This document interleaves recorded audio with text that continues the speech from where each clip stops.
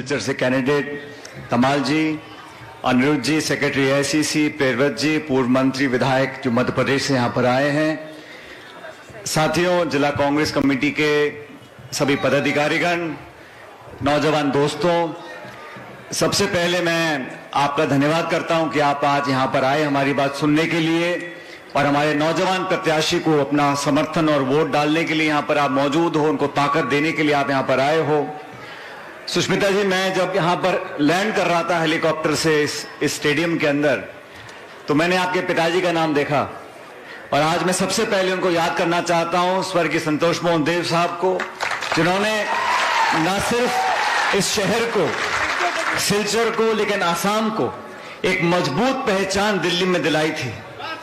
बहुत लंबे समय तक उन्होंने इस इलाके को मजबूती दी, ताकत दी और मैं तो बचपन से उनको देखता था। और मुझे अभी हम लोग चर्चा कर रहे थे कमरे के अंदर, तो मैंने किसी को कहा कि सुष्मिता जी संतोष मोहन देव जी के रास्ते पर चल रही हैं, लेकिन जिस मजबूती से और जिस दबंगी से इन्होंने काम किया अपने जीवन में, हमें उस रास्ते को अपनाना पड़ेगा। और जिस प्रकार से आप लोगों का प्यार आज सुष्मिता जी के लिए है, ये दिखाता है कि इन दोनों ने दशकों तक इस इलाके के लिए, यहाँ के लोगों के लिए अपना सब कुछ कुर्बान किया है। आज आप यहां सब नौजवान साथी बैठे हो, सुष्मिता जी ने इस बात को बोला और मुझे तो बंगाली आती नहीं, अगर आती तो मैं बहुत लंबा भाषण देता, लेकिन आसाम से, सिलचर से, बराक वैली से मेरा भी बहुत पुराना रिश्ता है। कई बार यहाँ मैं अपने स्वर्गीय पिताजी के साथ आया, खुद भी यहाँ पे कई बार यहाँ पर आया हूं, लेकिन आज एक विशेष जरूरत है आसाम के लोगों को, सिलचर के नौजवानों को, बराक वैली के पढ़े लिखे नौजवान बेरोजगार लोगों को। जैसा पहले कहा, सबसे बड़ी चुनौती, सबसे बड़ी जरूरत आज देश और आसाम को है तो रोजगार की है।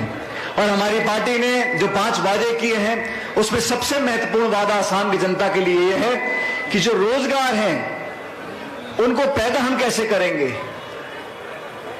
5 साल भाजपा की सरकार आसाम में रही, सब कुछ देख लिया, यहां पर सीए देख लिया, एनआरसी देख लिया, तानाशाही देख ली, महंगाई देख ली, बेरोजगारी बढ़ गई, लेकिन नौजवानों के लिए 5 साल के बाद आज यहां पर हम खड़े हैं। लोग बदलाव चाहते थे, 5 साल पहले बदलाव हुआ।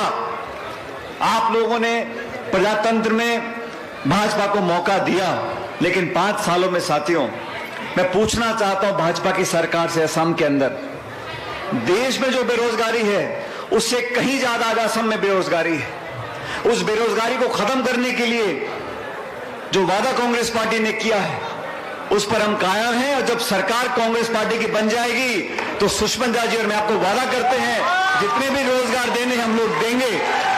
लेकिन जरूरत है कि आप लोग बहके ना, आप लोगों को सोच समझ कर अपने वोट का उपयोग करना पड़ेगा। हम लोगों ने जो वादे किए हैं बहुत सोच समझकर, बहुत जिम्मेदारी के साथ किए हैं। कांग्रेस की सरकार यहां पहले भी रही है और 2 मई को जब परिणाम आएंगे तब पुनः कांग्रेस की सरकार बनेगी।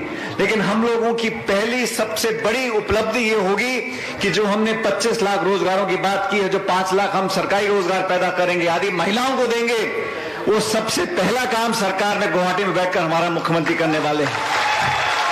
आप लोगों से इतना कहना चाहता हूं, अभी मैं देखता हूं भाजपा के हमारे साथी प्रचार करते हैं, बंगाल में मतदान हुआ, क्या माहौल वहां पर बनाया।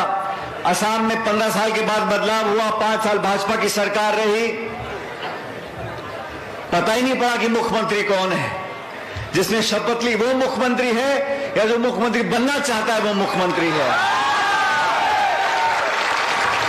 इसलिए आप लोगों को, हमारी अपनी पार्टी कांग्रेस पार्टी है, इस कांग्रेस पार्टी ने आज तक जो कहा है वो कर दिखाया है। वादा तो बीजेपी ने भी किया था सरकार बनने से पहले कि 25 लाख नौकरी दे देंगे, और नौकरी दी है कोई 50-60 हजार। लेकिन हम लोगों ने सिर्फ आश्वासन नहीं दिया, हम लोगों ने वादा किया है, हम लोग गारंटी करते हैं कि जो 5 लाख सरकारी नौकरी है वो मिलेंगी। और ये लिखित में वादा है इसको पूरा हम लोग करेंगे, इस बात का मैं आपको आश्वासन देता हूं। आज आप लोगों से यहां मिलने का मौका मिला, नौजवान साथी यहां पर आए हैं, आप में जो ऊर्जा है, जो माहौल है, जो नौजवान उम्मीदवार सुष्मिता जी ने, राहुल जी ने, सोनिया जी ने दिया है, उसको अब जिताकर भेजेंगे और भारी बहुमत से जिताकर भेजेंगे, ताकि सरकार जो कांग्रेस पार्टी की बने उसमें सिलचर का प्रतिनिधित्व होना चाहिए। ये जिम्मेदारी आप लोगों की है। बहुत उमंग और उत्साह से आप लोगों ने हमारा स्वागत किया, उसके लिए बहुत बहुत धन्यवाद। जय हिंद, राम राम साहब।